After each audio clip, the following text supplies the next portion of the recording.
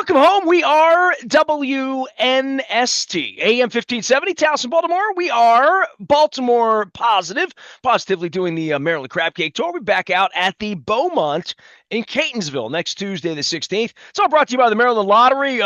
Millions and billions of dollars being given away this week in Powerball. We had some $1 million winners around here. I'll be checking in. We're also doing the responsible gambling thing this month because, it's football season, which allows me to invite old baseball friends on, strangely enough. The Cleveland Browns are taking on the Baltimore Ravens. It's a rivalry. You can kind of look it up. This guy I was kind of like a throw-in in a package deal.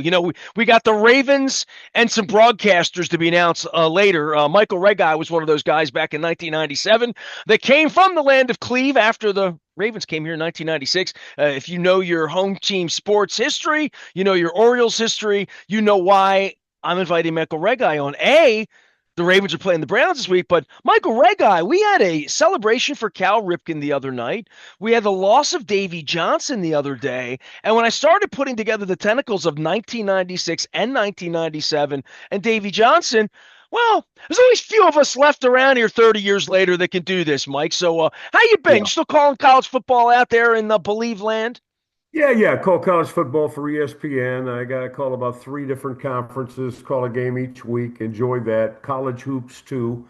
And still getting it done, Nestor, to the best of my ability. Well, there was that point where the Browns came here and you came here and you were perceived as a Cleveland guy, although you'll tell me you're a Detroit guy, Detroit, through all of yes. this. But, quite some history. And you touched a really tender point in Oriole history. I mean, John Miller came back here last week and did an inning on BAL, and you were a part of the whole Angelos upheaval at that period of time when he left and came in, and really Mel Proctor as well, and became the voice of the Orioles at a time where baseball was different here. I try to explain that to people that see more of an empty stadium. It was not sold out for Cal the other night, which was a little bit shocking. The weather was a little bit iffy, and the Dodgers were in town, but that point in Oriole baseball and what Davey represented and where Cal was, boy, you sure came in at an interesting point in Oriole baseball history.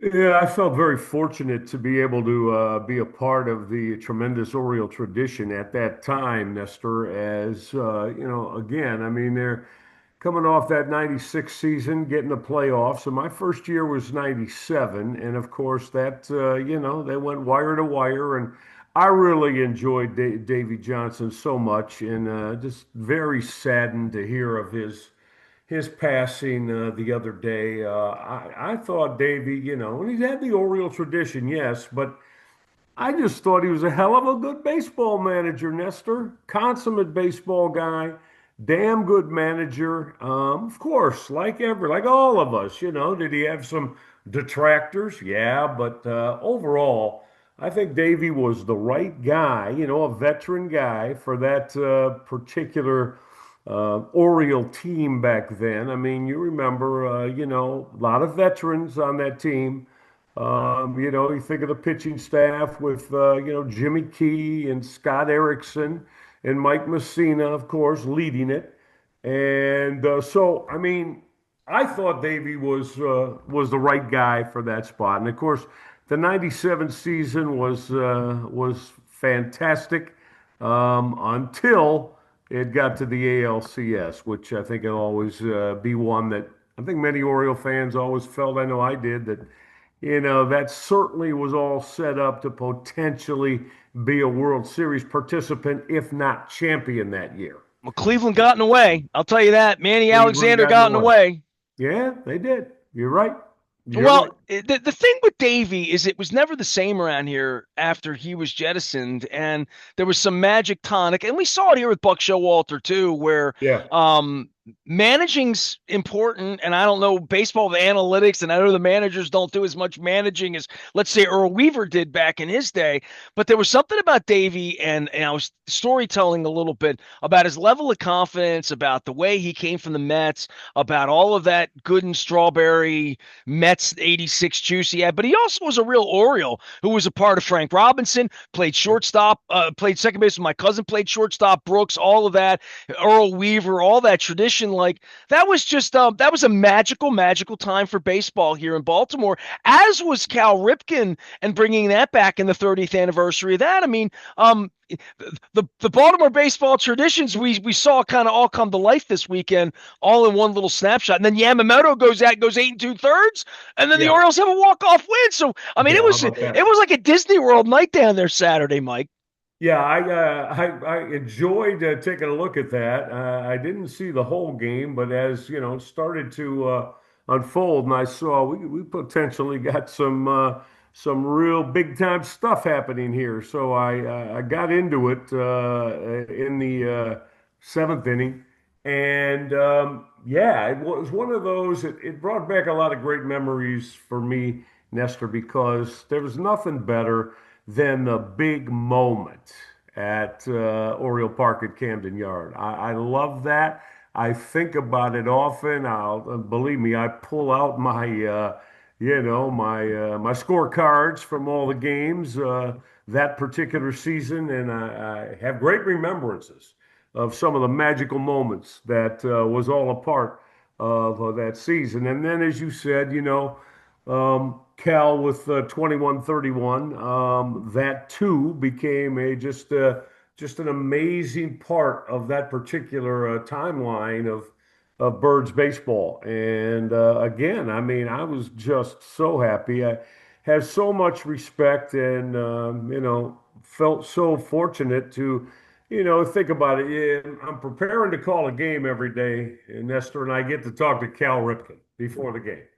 I mean, and just his insights, and I think we all know this. I won't go on. It's all everything all of you know that has been all a part of Cal's legacy, but felt very, very fortunate to be able to, be able to be associated with and have a small hand in, and like I said, more importantly, me, just to be able to interact with Cal on an everyday basis was phenomenal. Yeah, I was doing the math on this with this Yamamoto no hitter last week about how old guys like you and me have been around. You called professionally a million baseball games, across the Orioles and other places. Did you ever attend a no hitter baseball game? Did you ever call one or attend one? Were you at the ballpark? Because I have gone my whole life. I walked out of one, the Bud Smith no hitter in San Diego. I had a plane. I had a red eye, and I left the game in the Yeah. third inning and landed. And found out I left a no hitter. I walked into a no hitter when Juan Nieves threw one in the sixth Well, inning. I got in my car back in the late 80s and ran out from Memorial Stadium. I was working at the paper at the time and did a little post-game locker room with him. But I never, you're probably calling the Messina no-hitter on that Friday night back in the day, were you the not? Messina no-hitter, yes. And remember Hideo Nomo as You called the well. Nomo no-hitter. Yeah, for ball when he was with Boston against the Oh, that's Birds. right. You were the Yeah. Orioles announcer then. Yes. Yes. So, So you yeah, have. So that's a magic moment, I right? have, yeah, yeah. I mean, again, it's when you look at it that way, I mean, to have an opportunity to be a part of those just magical, special moments in baseball history, sure. I mean, that's something that stays with you for a long time. It'll always stay with me, and as will all that 21-31 and the ride up to that with Cal. Just phenomenal, phenomenal moments in Major League Baseball that I hope all fans, take to heart and understand how special they are. Michael Reghi of Detroit, of Cleveland, of Home Team Sports, and of the Baltimore Orioles. He was the voice of the Orioles at the turn of the century. Always great to visit with Mike. He's out calling college football games. He's wearing his ESPN hat. And, these towns take on life. And, I'll be 57 next month, Mike. And so all Yep. these years with Baltimore, going back to 83 with the Orioles, really the legend of what Johnny Unitas did and what Joe Namath did to us and what the Mets did to us in 69 and all of those pieces. And I mean, I had you on and your son right after Cleveland finally won and LeBron James. That was the big Right. Cleveland victory. It finally happened for Cleveland. Here Yeah. we're waiting on Lamar, right? And now after the debacle the other night in Buffalo, speaking of Buffalo, Buffalo. Up in Buffalo, they've never won. Cleveland No. finally won because of LeBron, but still trying to Yeah. get over the hump with the Indians and the Browns. Your town in Detroit had titles of different kinds with hockey and Sure. basketball, and and Yep. and and waiting on the Lions, and we got them next week here. By the way, the Lions Well, coming. I do remember when I was a kid. Now I'll give you. I was only, let's see, the first 4 years old, but I do remember it because my dad had Lions season tickets at Old Tiger Stadium, and honestly, I do recall at 4 years old some of those moments when the Lions, what Bobby Lane was the quarterback then, and they through the 50s, the Lions, I mean, you could make a case were the top team in the NFL through the 1950s, and so I'm a kid growing up there at that time, and very, very young, but do have a few remembrances of it, and so when the team you root for and the place you grow up, Nestor, I think you'd agree. I mean, that's always so meaningful and special to you when you have an opportunity to be a part of that. I mean, what about for you with the Colts in no, 64? No, see, I was born in '68, right? All So, right, so okay. the Yeah. Colts were, Super Bowl three, and then five they won with the Yeah. Brian kick, right?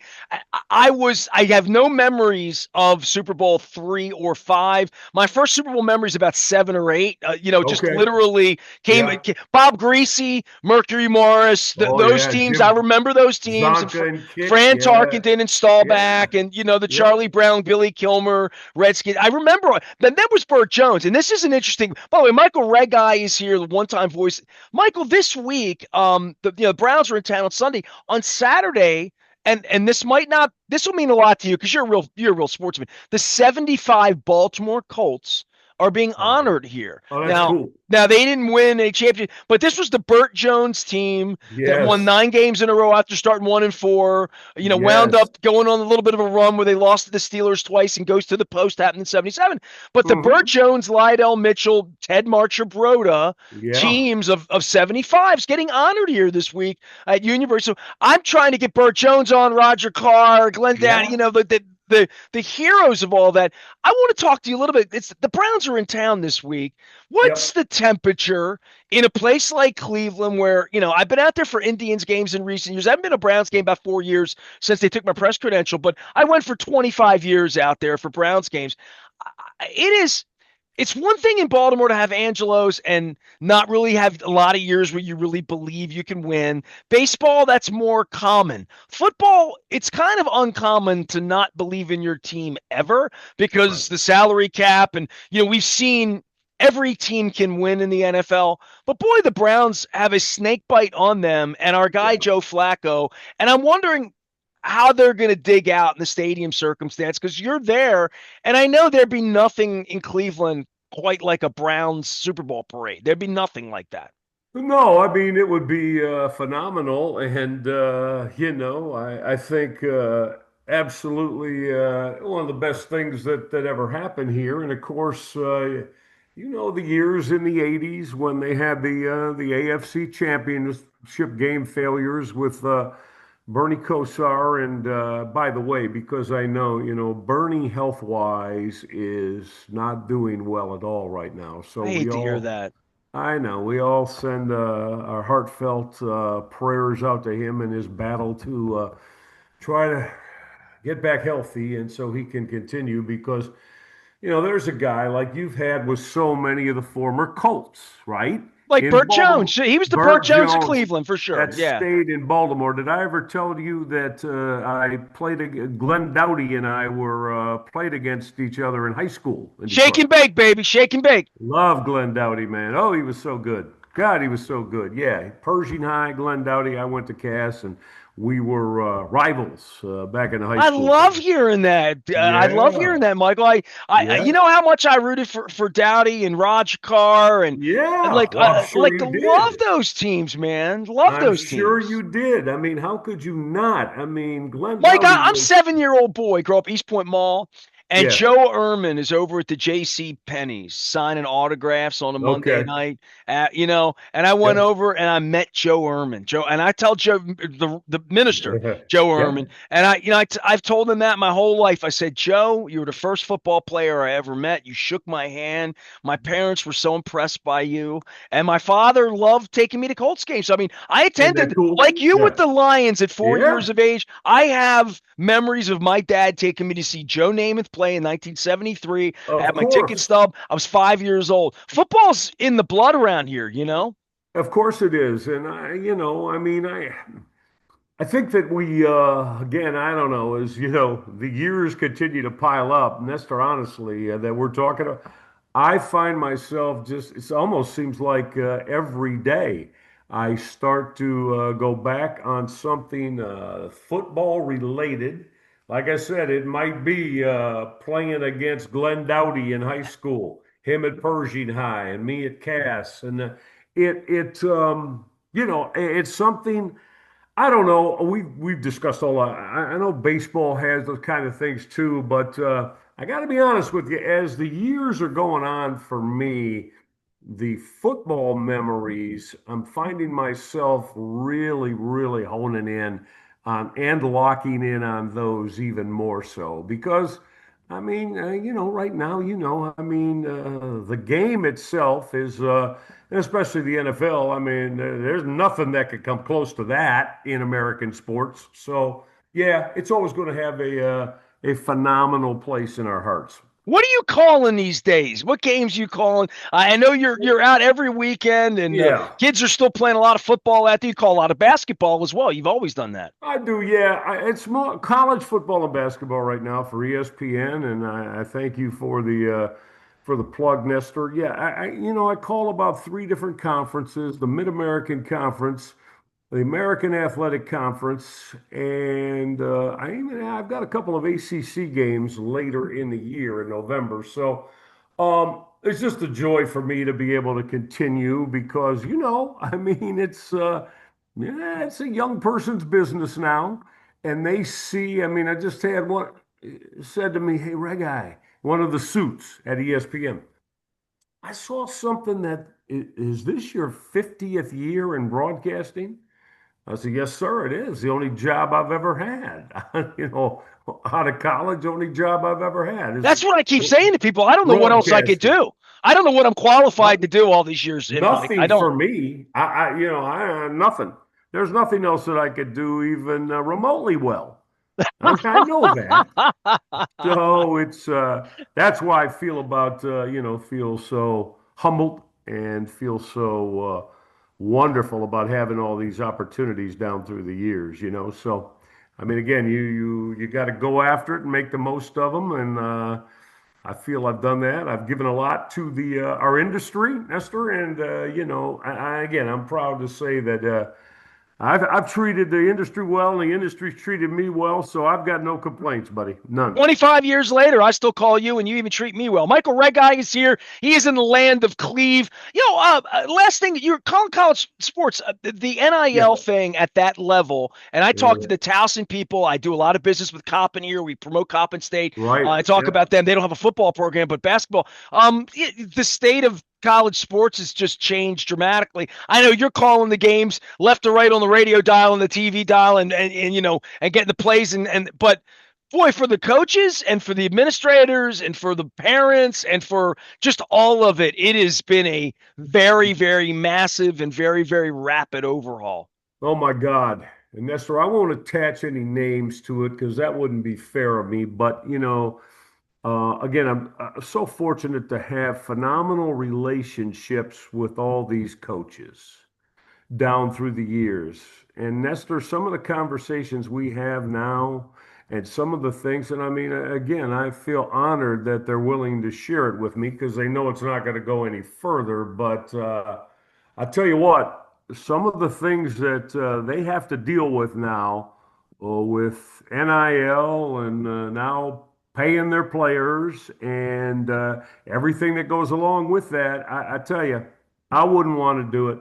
I would not want to do it because I'm not a big fan of it. I'm not in favor of it. I know that that's sounding like, the ultimate old guy that you got to, I know you got to do that now. It's the way it is. You got to pay these kids to play for you in college. But I'm still not a fan of it. To me, you're getting most of them getting a full ride to get a college education, and back in the day, Nestor, that was enough, right? I mean, it was like we thought, the luckiest guys going in the world to be able to have that opportunity. But boy, has it changed now, and a lot of the coaches are just beside themselves trying to keep up with the times, and those they have to deal with all of that, so The unintended consequences of leaving every year, well, generating yeah. local revenue, selling out to businesses, kids saying to coaches, "You're not really in charge. I'm in charge." It's a whole different How level of about that? Yeah. power, Yep. and I think this, and I'll leave it at this, and we'll set sail on a better note. But I'm worried about who stays interested in it when you Mhm. can't follow. You mentioned ACC. You said those three letters here. ACC to me will always be Duke, Maryland, North Carolina, eight Of teams. course. College Me too. basketball, Lefty Drizel, knowing the Yep. players, attaching to them for 2, 3, 4 years. And that's what made me a fan of it. That didn't get Buck Williams paid at Maryland, right? Or, or Herman Veal. No. But No. in the modern era, getting people interested in it outside of Ohio State or Penn State or wherever that the big money is, especially with college football this time of year, it has definitely made me change my interest level in it. And I don't know what's going to change that. And that's what concerns me because, I mean, these young people go out and play. They want people to be there to support them too, right? Of course There's they do. part of Yeah. cheering that, Yep. the kids like when they're on campus. So Yep. It's a conundrum, buddy. And, I'm at the point now because I love college athletics so much that I just now, just every time something comes up, I just hope for the best for the kids, the players, the coaches, and that they're able to get through all of this without too much carnage along the way, right? And listen, if I owned the Orioles, I would have invited you back for the old timer celebration last week, right there with oh, that's nice of Rafael you. Palmeiro and Bobby Bowe. Bobby Bowe came back this week. They Bobby had Bo came back. Oh, that's Ken Griffey, cool. Bobby Bowe, Rafael Palmeiro, Wow. BJ Surhoff. Ben McDonald calls the games, and I know Ben Sure. was Yeah. probably a little bit before your time. He's probably gone by the time you got here. Ben is a fantastic baseball announcer. Has turned into that Uh-huh. 30 years later. So we still have Cakes, one of your cohorts here, Love Hall of Cakes, Famer, man. the I legend. talk to Cakes all the time. He's an American treasure. I honestly say I love that man. I loved him when, we worked together, and it was such a delight to be with him every day. And the late Mike Flanagan too, for me. Those two will always have a special place in my heart because to me, there's two guys right there. Now that's Orioles baseball, right? Yeah, yeah. That's Orioles baseball. You're not kidding.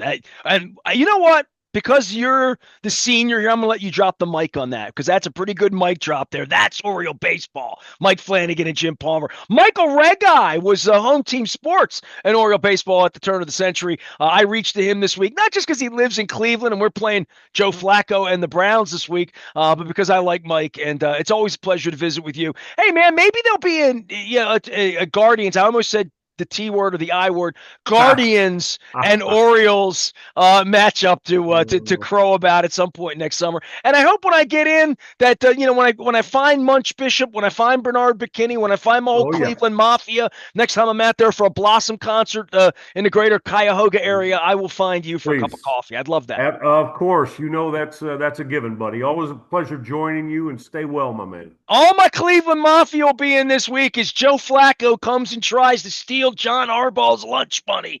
Ravens lost on Sunday night to the Bills. It's been an ugly week around here, but the good news, the bad news, we got to talk about Cleveland. The good news is I like all these Cleveland people. So you're going to have some Cleveland people this week. We'll get you a look at the Browns and get you ready for football. Luke's out at Owings Mills. Any breaking news happens first on the WNST Tech Service. That is all brought to you by our friends at Cole Roofing and Gordian Energy. Don't forget, my tastiness is up. We're counting down the days to number one. That's next week. It's all brought to you by our friends at Curio Wellness. wellness. The GBMC hotline is alive and well with great guests from Believe Land in Cleveland as we get ready for some football here on Sunday. I am Nestor, and we are WNST, AM 1570, Towson, Baltimore, and we never stop talking Baltimore positive.